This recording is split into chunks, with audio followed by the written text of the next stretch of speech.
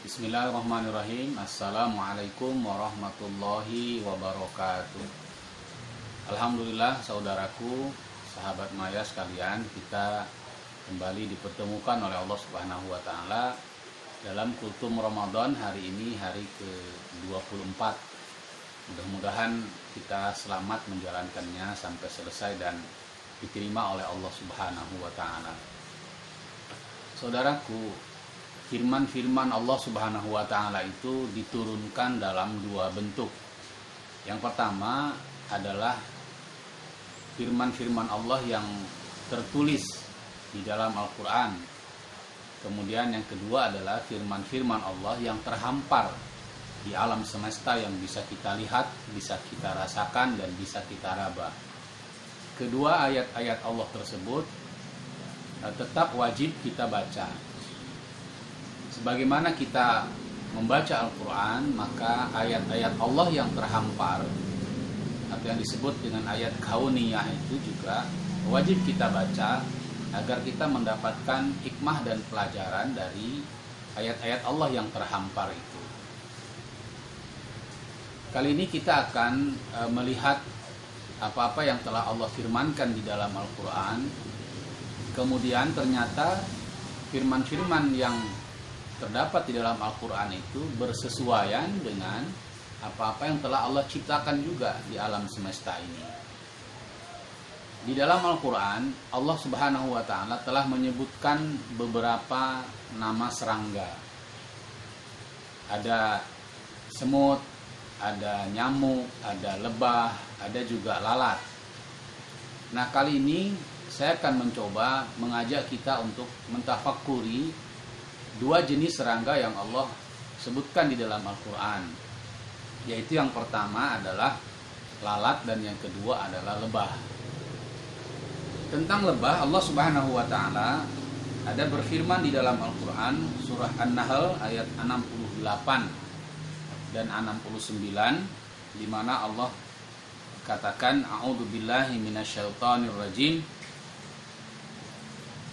wa auha rabbuka ilan nahli anittakhidhi minal jibali buyutan wa minasyajari wa mimma ya'rishun thumma kuli min kulli thamarati fasluki subula rabbiki dhulula yakhruju min butuniha syarabun mukhtalifun alwanuh fihi shifaa'un linnas inna fi dzalika laayatan liqaumin yatafakkarun. Dan Tuhanmu telah mengilhamkan kepada lebah, buatlah sarang di gunung-gunung, di pohon-pohon kayu, dan di tempat-tempat yang dibikin oleh manusia. Kemudian makanlah dari segala macam buah-buahan, lalu tempuhlah jalan Tuhanmu yang telah dimudahkan bagimu. Dari perut lebah itu keluar minuman yang bernama madu yang bermacam-macam warnanya. Di dalamnya terdapat obat yang menyembuhkan bagi manusia. Sungguh pada yang demikian itu benar-benar terdapat tanda kebesaran Allah bagi orang-orang yang berfikir. Saudaraku, apa yang telah Allah ciptakan berupa serangga yang bernama lebah ini benar-benar merupakan sebuah pelajaran yang sangat berharga. Mari perhatikan bahwa lebah ini adalah salah satu hewan atau serangga yang sangat cerdas. Kita lihat mereka hidup secara teratur dalam sebuah koloni. Ada ratu lebah sebagai pemimpin, kemudian ada lebah pejantan, kemudian juga ada lebah pekerja. Masing-masing mereka melakukan pekerjaan dan fungsinya sebagaimana mestinya. Sehingga organisasi koloni itu menjadi sesuatu yang sangat efektif di dalam memproduksi kebaikan-kebaikan. Di antaranya ada madu dan lain sebagainya yang dihasilkan oleh mereka. Luar biasa. Dan kemudian di dalam tubuh lebah itu juga Allah ciptakan organ-organ yang sedemikian rupa sehingga mereka itu hanya berasal dari tempat yang bersih, kemudian mencari makan di tempat-tempat yang bersih, dan juga menghasilkan produk yang bersih. Subhanallah. Inilah sebuah pelajaran bagi kita, bahwa ketika Allah wahyukan, Allah ilhamkan kepada lebah untuk membuat sarang di pohon-pohon yang tinggi, atau di tempat-tempat yang kemudian diciptakan oleh manusia. Allah sudah sebutkan itu 1400 tahun yang lalu.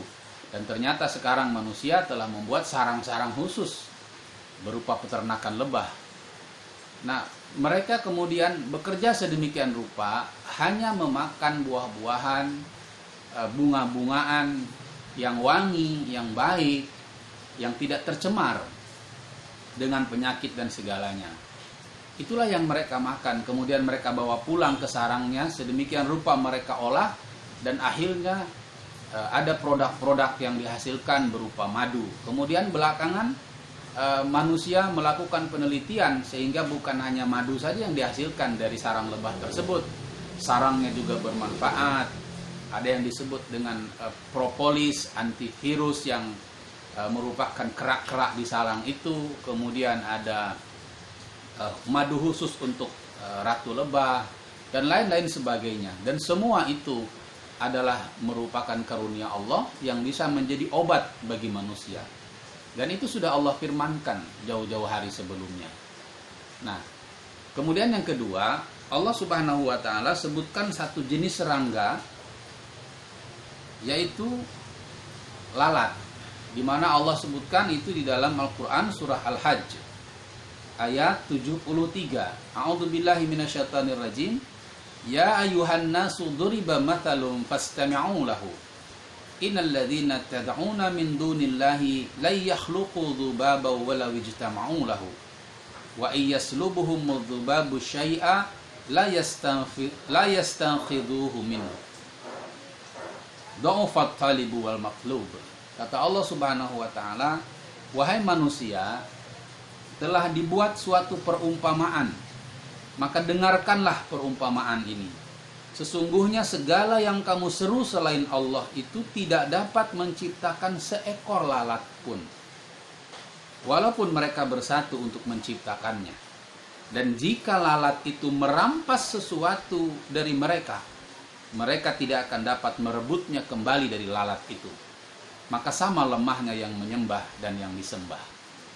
Ada satu jenis serangga lain yang Allah ciptakan, yaitu lalat. Lalat ini sama, memiliki kecerdasan, memiliki kemampuan yang luar biasa. Manusia telah banyak meneliti tentang ini. Tetapi kecerdasan yang luar biasa yang dimiliki oleh lalat ini berbeda efeknya dengan yang dimiliki oleh lebah tadi. Lalat memiliki kecerdasan terbang yang sangat hebat. Dia bisa bermanuver dalam waktu yang sangat cepat ke berbagai arah tanpa hambatan. Kemudian punya mata yang sangat luar biasa juga. Kemudian dari dua sayapnya Allah Subhanahu wa taala ciptakan mukjizat yang luar biasa. Di sayap yang sebelah Allah ciptakan di situ sumber penyakit. Ketika lalat ini hinggap di tempat-tempat kotor, kemudian dia menyimpan kotoran itu di sayap yang sebelah, tetapi sayap yang sebelahnya Allah ciptakan obatnya, penawarnya bagi penyakit tersebut. Makanya Rasulullah SAW pernah bersabda, jika ada seekor lalat jatuh ke atas minumanmu, kata Rasulullah, maka celupkanlah lalat itu ke dalam minuman. Lalu setelah itu ambil dan buanglah, maka minuman itu sudah bisa kamu makan, sudah bisa kamu minum. Karena penyakit yang dibawa oleh sebelah sayap lalat yang masuk ke dalam minuman tersebut telah ditawari, telah disembuhkan oleh sebelah sayap yang memiliki zat penyembuh tersebut. Subhanallah. Dan itu sudah dikatakan oleh Rasulullah 1400 tahun yang lalu. Jadi inilah mukjizat kebesaran Islam, mukjizat kebesaran firman-firman Allah Subhanahu wa taala. Nah, yang ingin saya sampaikan saudaraku, bahwa dari dua serangga yang Allah ciptakan ini tentu memiliki dua karakteristik yang sangat berbeda dan saling bertolak belakang. Meskipun tentu Allah tidak berniat untuk merendahkan lalat dibanding lebah, tetapi sekali lagi memang ini adalah perumpamaan yang Allah ciptakan agar manusia berpikir dan bisa mengambil pelajaran dari apa yang Allah ciptakan ini. Lebah adalah serangga yang sangat baik. Dia tumbuh di tempat yang baik. Dia bekerja dan hidup sedemikian rupa dengan cara-cara yang baik. Dia hanya makan makanan yang baik. kemudian dia bawa pulang ke rumah, dia olah, dia produksi menjadi makanan yang terbaik dan menjadi obat bagi semua manusia. Semua yang dihasilkan dari perut lebah itu adalah kebaikan. Subhanallah. Tetapi lalat adalah serangga yang hidupnya selalu di tempat kotor. Yang dia makan adalah sampah. Yang dia hasilkan adalah bakteri. Kemudian dia bawa ke tempat lain, hinggap di makanan, hinggap di tubuh manusia, lalu menyebarkan penyakit kepada pihak lain. Itulah Allah ciptakan dua karakteristik yang bertolak belakang ini. Nah, sekarang pelajarannya bagi kita adalah, apakah kita akan menjadi manusia lebah atau manusia lalat? Maka jadilah kita manusia seperti lebah, yang hanya berangkat dari kebaikan, bekerja dengan penuh kebaikan, hanya mengambil sesuatu yang baik saja, lalu mengerjakan yang baik, sehingga menghasilkan sesuatu yang baik bagi diri kita dan bagi sesama terlebih-lebih. Jangan kita seperti lalat, menjadi manusia yang bersifat lalat, yang hidup dalam ketidakbaikan, lebih suka kepada keburukan, dan dia pulang ke komunitasnya membawa keburukan-keburukan pula, sehingga menyebarkan penyakit dan kemudaratan bagi sesama dan lingkungannya. Na'udzubillah. Inilah perumpamaan yang Allah ciptakan bagi kita. Mudah-mudahan kita bisa mengambil pelajaran sehingga kita berhak termasuk kepada orang-orang yang ulul albab, orang-orang yang berakal sehat, memiliki pengetahuan yang baik yang disarikan dari firman-firman Allah Subhanahu wa taala, yaitu ayat-ayat qauliyah, ayat-ayat yang Allah firmankan di dalam Al-Qur'an, dan ayat-ayat kauniyah yang Allah hamparkan dalam ciptaannya di alam semesta ini. Semoga bermanfaat. Assalamualaikum warahmatullahi wabarakatuh.